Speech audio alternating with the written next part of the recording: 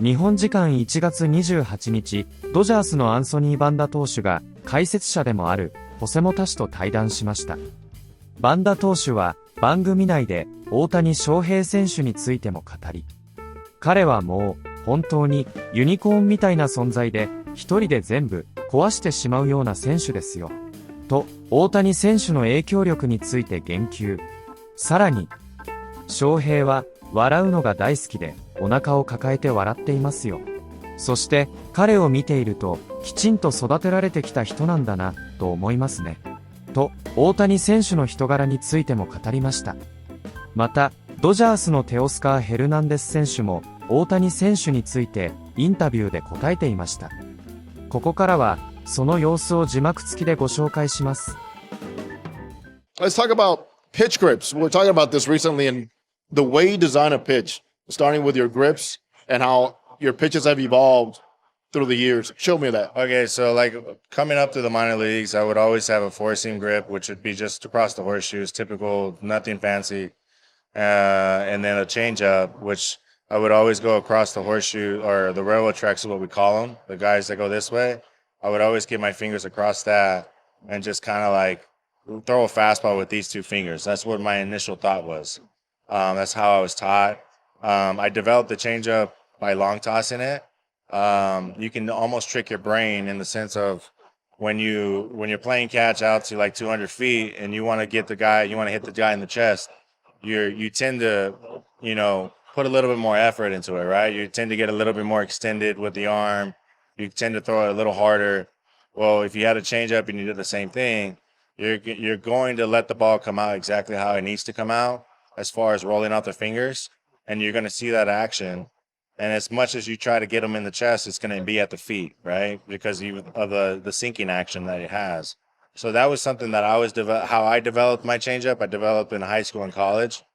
And then the breaking ball, it was always like something along the horseshoe, where it's like I would get my fingers there and I would just try to let the ball come out this way, right? And that was early in my career. And I would always think, just try to get the fingers to the front. But as I went through, Tommy John and all that, I wasn't able to get through there again. Like I didn't have that range of motion to get to the front of the baseball. So I developed something that was very unique that helped me a little bit, but not too much. I wouldn't recommend it. But it was a unique grip where it was like almost a changeup grip, right? Same thing. I run them along the railroads, and I would just throw it just like that. And it would, for whatever reason, was comfortable enough where I could spin the ball just enough to have it go the other way, right? So when I got here, I showed them it. They kind of laughed at me in the sense of like, they couldn't believe it. They weren't making fun of me. They were like, well, that's kind of unique. We've never seen a grip like that. So Connor McGinnis showed me the grip of like the finger along the two seam here, right? And then spike it up on top of the seam. And so that would be the slider grip that I throw now. And the reasoning behind this is because I'm a heavy pronator, so I go this way a lot. Guys that are called supination, like supinated bias, they are on the outside of the baseball a lot, like a Tyler Glass now, the guy that cuts the ball a lot, stuff like that. So this grip works for me in the sense of like I have to think of like a hula hoop action when I throw it, and the reason why the spike is there is not to make it spin harder or anything. It's just to get the finger out of the way. So essentially I want to throw the ball like this, right? But I have it there. And as I'm pronating through, the finger, the spike gets out of the way, and this is kicking the front of the baseball. And it pronates through and it spins the ball. Like it's just what it's been. That's what they taught me. And that's when I watched it on slow motion camera, the high speed slow motion camera, I would see that instead of thinking in front of the baseball, hang on to the baseball. And when I'm pronating through the baseball, my pronation is what spins the baseball, right? So the pronation the finger gets and then spins. So I'm pronating through the baseball, spinning the baseball, and it'll spin out. So that was a real teaching moment for me and understanding how like the breaking ball works. Like with a curveball, it's the same thing. Like, you know, and I don't throw a curveball, but I would imagine that's the same thing where it's like if you're gonna throw it, like you don't think front of the baseball, your pronation is gonna get you to spin that baseball forward, right? Does that make sense? So like so like I should elaborate on the pronation part. So anytime you throw a baseball, you're throwing a baseball and your arm is gonna turn over to slow down, right? And then your lat takes over to slow down your arm. So that pronation part where everybody pronates when you throw a baseball. When you pronate, that's the hard part, is like hanging onto the baseball until you pronate, and then the spin comes off of the pronation. At least for me, right?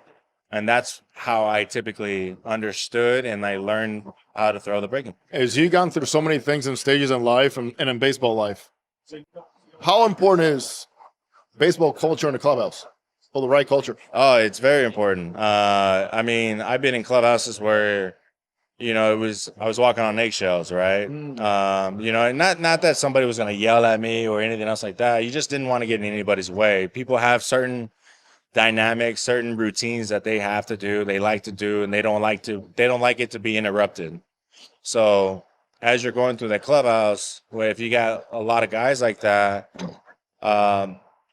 it's typically very tense in the sense, not because you're going to get yelled at or in trouble. It's just that you don't want to be the guy to get anybody's way, right? And so that for me was different. But a clubhouse like ours right now, even last year's, it was just a lot of fun. Like a lot of people were joking around. A lot of people didn't take it like, you know, the miscues or the bad performances, like as harsh as I've seen guys take them. And they kept it very light. And they included everybody. And that was the biggest part, where it's like, even rookies, guys that have just gotten there, you know, they've included everybody into the clubhouse, what they do, the celebrations. It wasn't just all about one person. It was about everybody. And that was the most important part of last year and this year, is what I've seen. And I think that's why it's so different here. I think you talk to guys all around the league, if they've ever played here, they always talk about how different it is. And I think that's the biggest part. I truly believe that's the biggest part, just because I've seen different clubhouses. I've been on different teams, although I've never spent this much time on different teams. But when I got here, it was almost as if one, they've known me forever, and then two, like they wanted that personality to come out. They wanted it. They want me to get as comfortable as I possibly could, super quick, so that way I can go out and perform, right? And so I see it all time and time again. Any new face in that clubhouse, it's the same process. And it's so cool and it's so unique to watch, because all they want is to win, obviously, but they want to have fun doing it. And I think that's really, really special. I think that's why this group is very special. You talk about unique, cool. Who's Shohei Ohtani to you? He's a unicorn, really, right? You know, he's one-man wrecking crew. He hits 50 home runs and does everything amazing on the field. But off the field, he's a very nice, quiet, goofy guy, right? He loves to laugh. I always hear him belly laughing. He's super nice to everybody, super nice. And he's always involved as well, right? And that to me speaks volumes, in the sense, like, one, he was raised right. Two, respects everybody in the game. And three, like, it's not about him, right? He puts everything about the team. So like you want, you know, and everybody knows he's a leader, right? Like he's one of our leaders in that clubhouse, but you want somebody that's going to be team first, somebody that's going to be, you know, taking the time to talk with, or maybe have a laugh with, you know, somebody that's just gotten there, you know. But he's also very, very busy in the sense of his work ethic, right? So when he's not in the cage doing his thing, or when he's not preparing to pitch, or he's getting treatment, whatever it is, he's spending time with the teammates. He's having fun, like, and that to me that's the best way you can go about it, really. We might have to have like a part 1, part 2, part 3 here, but Yeah. now as you talk about Jesse Chavez, there's kids watching you now to say, you know what? That's me right there. What would you like to tell those kids that are being told, nope, you're not good enough, you're not strong enough, you're not fast enough, you don't throw hard enough? Well, I just think that everybody gets told that at some point, right? And you know, it's their opinion about you. It's not true, and you just got to keep going. Like, regardless of if you don't give yourself the opportunity by just keep working and keep going, you're never gonna get to where you want to be, right? To getting to the top or getting to where you want to be, fulfilling a dream, it's never going to be easy. You're going to have a lot of no's. You're going to have a lot of guys or, you know, people hating on you or whatever. Like, you have to eliminate that noise and continue going and continue working at your craft, because at the end of the day, it's your life. You're the one living it. You write your own story. And that's what I fell in love with, and that's what I live by, is I write my own story. Nobody's going to have an influence on the sense of like telling me I'm not good enough and stopping me from doing what I love and want to achieve. And, you know, like, I'd much rather fail at trying to get there on my own versus stopping because somebody told me I wasn't good enough. And that right there, it should like marinate in everybody's mind, knowing that if you just keep going, you're giving yourself that opportunity and you're giving yourself that chance, and you never know what's going to happen. So that's my message. Dedicación. Creo que una de las cosas más grandes que tiene Shohei es la dedicación que él le pone a su trabajo, la seriedad con la que él hace cada cosa. Es una persona que él llega al estadio y él no va a perder tiempo. Él llega, se cambia y empieza su rutina del día hasta que se acabe el juego.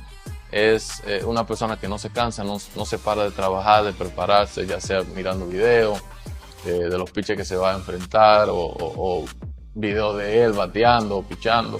Siempre está haciendo algo, y una de las cosas que siempre a mí me ha llamado la atención de él es que es alguien que hace las dos funciones, la hace como superestrella, pero también es un tipo que no se para. Él trabaja porque pienso que para mantener eso hay que trabajar buscando la perfección. いかがでしたでしょうか。このチャンネルでは日本人メジャーリーガーなどを中心に野球情報をお届けしています。